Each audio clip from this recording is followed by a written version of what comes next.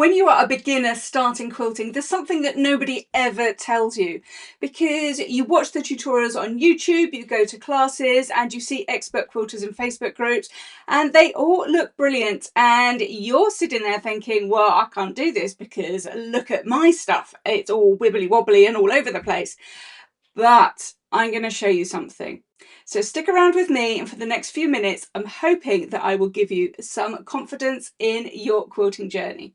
Who am I? I am Kim. This is Quilt with Kim. You, my lovely, are very welcome. Let's hop over, stick with me, because I really do want to help you with this. Now, what I want to show you is how I began, which is exactly how all YouTubers began, well, in the quilting world anyway, how all teachers begin, how all the expert quilters in Facebook groups begin. So I want to show you how I started, because, as I said, I'm not sure anybody shows you this stuff on YouTube land or on the internet, and I want to share that with you because I'm hoping that it will inspire you and give you some confidence, no matter how beginner you are, whether you're just starting out or you're still trying to learn the ropes or the steps of patchwork and quilting and you're still wobbly and not getting those edges right and all the things. I hear it all the time. So first of all, these are a set of Christmas table mats, as you might have imagined. Now, they look very colourful on the screen. I'm going to show you close up in just a second. Now, to give you some context, I started learning to quilt in a January of a particular year, which I can't remember because it was far too long ago. And these are obviously Christmas table mats, so these would have been made in about the autumn time of that year. So I'd been learning to quilt for a few months by that point. So I knew how to sew a 1/4 inch seam. I have no idea what the seams are like in here because it's all quilted, but I hadn't really got onto the quilting part, but I thought I was okay and I could get on with following a pattern. Well, they look okay from the surface, don't they? And what I will say is I still use these today. Every Christmas these mats still come out. But let me show you, because this is the start of my journey. I'm going to show you a couple more examples in a minute. So if we look here, it's a very simple square onto a long strip, and we're alternating that strip and square. So it's a very simple design, so very beginner friendly. And then the quilting part, I hadn't learned quilting at this stage, so I didn't know about quilting. And the quilting is okay. I used one of the patterns that's on my machine and thought that was amazing. You know, there's nothing wrong with that at all. It's okay on these. But look at this. Look at the edges. So this was my binding. I did not know how to do binding. This was one where you brought the edges over, but I did not know how to do the binding properly. I did not know how to make a mitered corner, and I do remember the pattern saying do the binding with a mitered corner, and I had no idea how to do it, and I did not know how to follow the instructions at all. But can you see here, there's bits sticking out all over the place. It's very dodgy going around the edges, and if I hold it up, can you see how wibbly wobbly that edge is? Oh, there's a little, look, there's a fold here. We've got it all going on.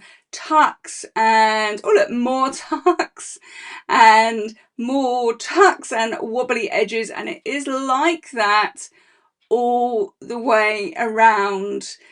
Even the wavy pattern isn't very even. I have no idea what was going on there.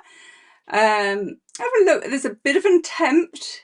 Oh no, it wasn't an attempt. No, I thought I'd made an attempt at a mitered corner, but I haven't. So fluffy corners here. Okay, it's been through the wash a few times, but I haven't enclosed the raw edges, and it is like this all the way around.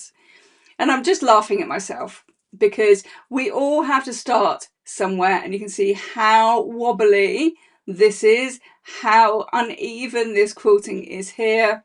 And it's like it all the way around on this, and it is like it on every single one of these table mats. Here we are. I did a straight stitching here.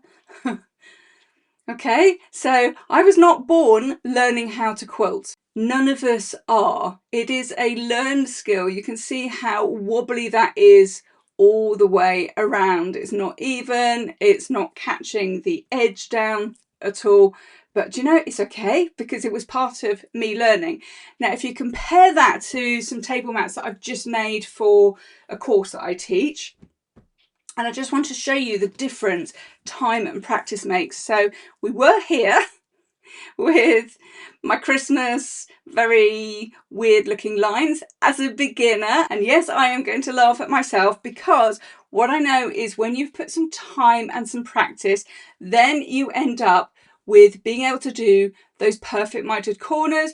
You are able to stitch around the edge in a straight line, catching the edges down. You can get perfect quilting. The back looks just as good as the front, depending on what you want the back to look like. This one's a straight line design as well.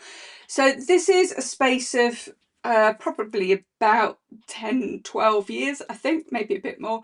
But the ability to make your mitered corners and have nice neat quilted lines, have nice neat stitching, that just comes with the practice of making lots of mistakes and having lots of wibbly wobbly lines and being proud of them and just embracing it as part of the process of learning.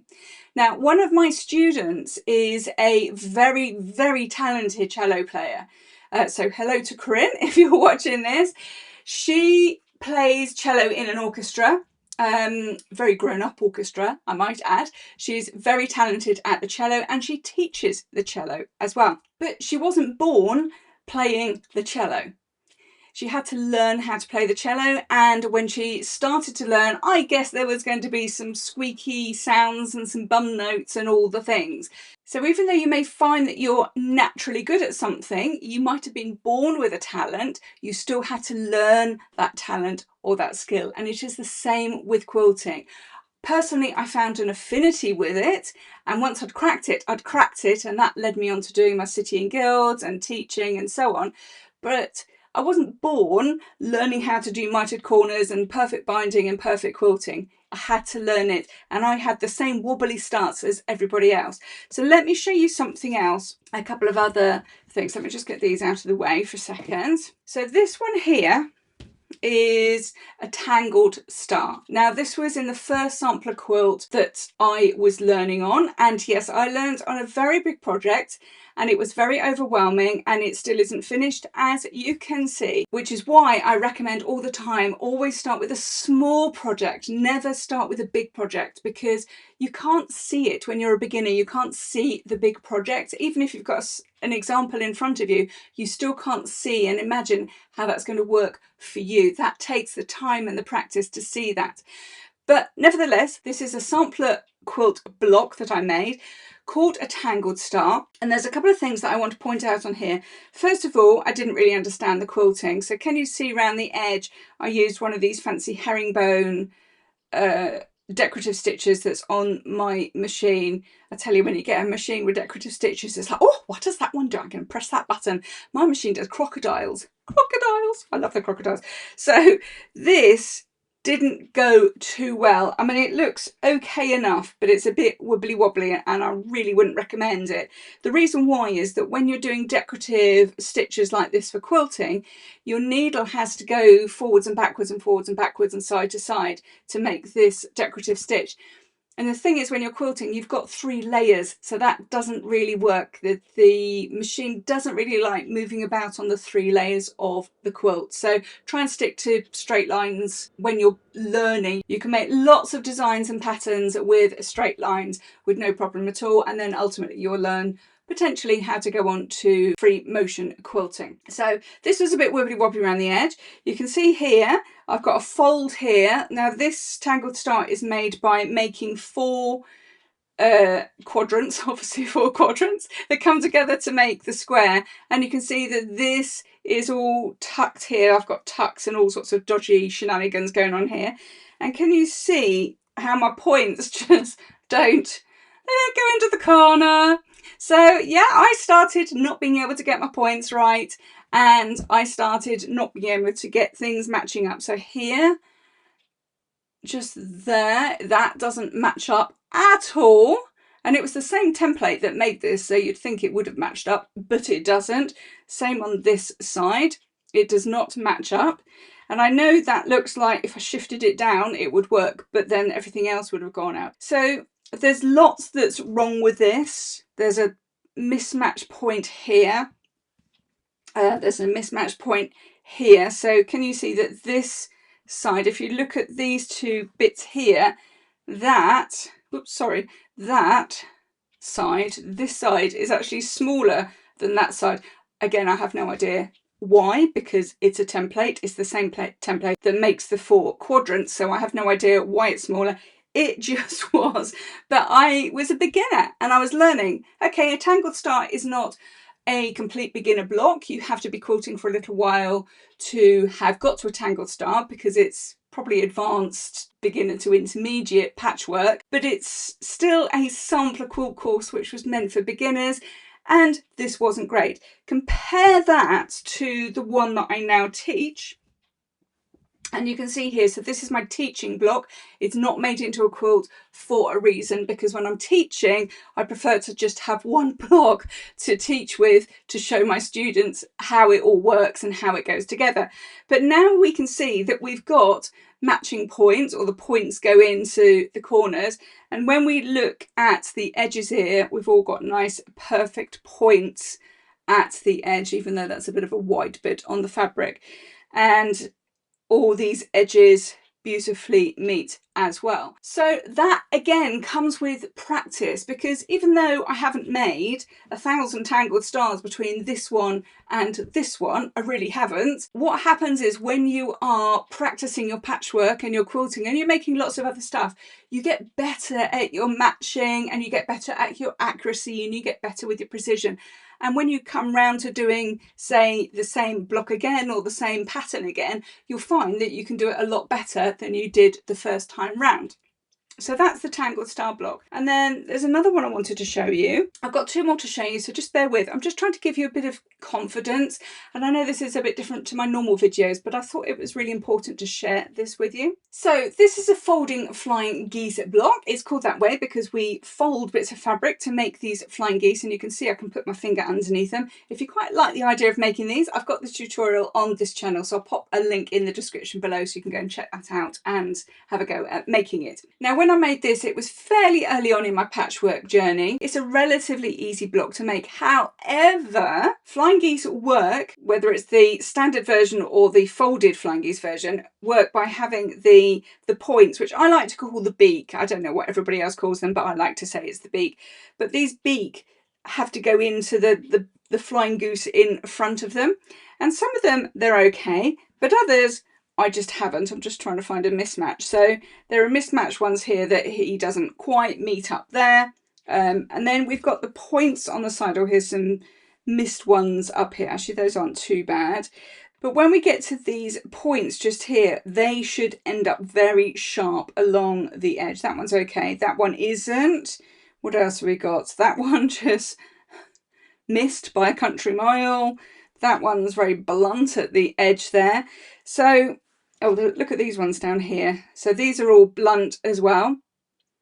Okay, so they should all be beautifully sharp. And then this quilting round the inside square, that's not so great. I'll show you that. It's a bit wibbly wobbly and all over the place there. And what else we got? Anything else on here that's worth talking to you about? It's okay. It's not marvellous. I don't know what went on there. There's a little tuck and a little fold. But when you look at my teaching block, again, I haven't made any in between this one and that one, but I have obviously done lots of other things. So you get the time and the practice, and then you end up with the beaks beautifully matching into the goose in front, and then all the points match as well. And then the quilting in the middle suddenly becomes a bit better. It's a bit creased, but that quilting is suddenly sitting nicely. So if your points aren't sharp and your points aren't matching, don't worry, that comes with practice. And then the last thing I wanted to show you before we just sign off this video is this block here. It's called the Patchwork Basket. It's a really nice block. It's made of half square triangles, as you can probably see the half square triangle blocks here. Now, when I made this, you start by making your half square triangle blocks in strips. So you sew the HST blocks in strips, and then you sew those strips together. I can remember trying to sew this strip on to get all the corners to match, and I tried 6-7 times. It was driving me mad because I could not get those points to match. I really tried. I tried all the tricks I knew at that point to get them to match, and they wouldn't. Eventually, my teacher took pity on me and took the thing away and whizzed it through her machine, and they all matched perfectly. And that was really annoying. And I just remember that, well, why can't I do it? Why can she do it? The reason why she could do it is because she had been practiced for a long time in quilting. And at that point, I hadn't. Now, I am very practiced, so I can do the same for my students, and I know they hate it too, is that they get frustrated and then they finally give up and they go, please, can you do it? And I can run it through the machine and get the seams to match. But that comes with time and practice. It's not a skill that you're born knowing how to do. So do not worry if your seams aren't matching, if you can't get the thing to match, if it's taking you 7 times like it did. Even when I did my City and Guilds and I did my final piece for my City and Guilds, but boy, I did have to make sure all those seams matched to literally perfect matching. If there was a thread out, I was unpicking it and matching it. So really, the message that I wanted to convey with this very different video, where I'm speaking from my heart to you as a teacher now and as somebody who is experienced now. I wasn't born knowing how to do this. No YouTuber is, no quilt teacher is, no experienced quilter is.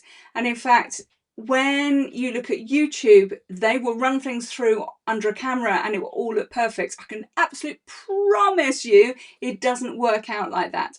Now, if you've been following me for a while on YouTube, you will know that I will show you my mistakes, and I absolutely do, because I think that's how you learn to see somebody who is experienced come up against errors and mistakes and things go wrong, because they do to everybody. I promise you they do to everybody, and I will show you how to fix them. So as I come to them, if they happen, I will show you. But the stuff that I cut out, because it, quite frankly, it would be really boring to watch, is when my machine has a wobbly, or it's suddenly, I don't know, something gets caught up or something gets knotted around the needle and all those kind of things. It happens to me too. It happens to everybody.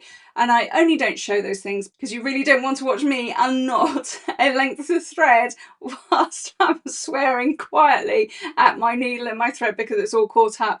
But stuff happens to us as well. And that's what I want to say to you. So if you are a beginner, whether you're just starting out, whether you've been going a little while but still haven't got your confidence in your skills, just stick with it and give yourself the grace that you are allowed to make the mistakes. And that's where the learning comes from, actually, because the more mistakes you make, the more seam ripping you do, the more that you will find that you know how to avoid that problem next time, and generally problems are fairly easily fixed. And above all, what I want you to remember is that this is just fabric and thread. Nobody is going to fall over. The world isn't going to fall apart because you've got a mismatched seam. So embrace all those wibbly wobbly seams and the dodgy corners and all of those kind of things, because in time, I promise you, they will disappear when you have got your practice under your belt. And I promise you, the more that you do, the more perfect that you will get. I really, really hope that has helped you, just to give you some confidence no matter where you are in getting ahead and learning to quilt. Do check out my channel, because this channel is purely dedicated to beginner quilters and those trying to learn their skills and gain their confidence. So you are very welcome here, and you can ask any questions you like. I will answer them for you. If this has been helpful, please don't forget to like, subscribe and hit the notification bell. But for now, I will love you and I will leave you for now, and I will look forward to seeing you next time. Bye for now.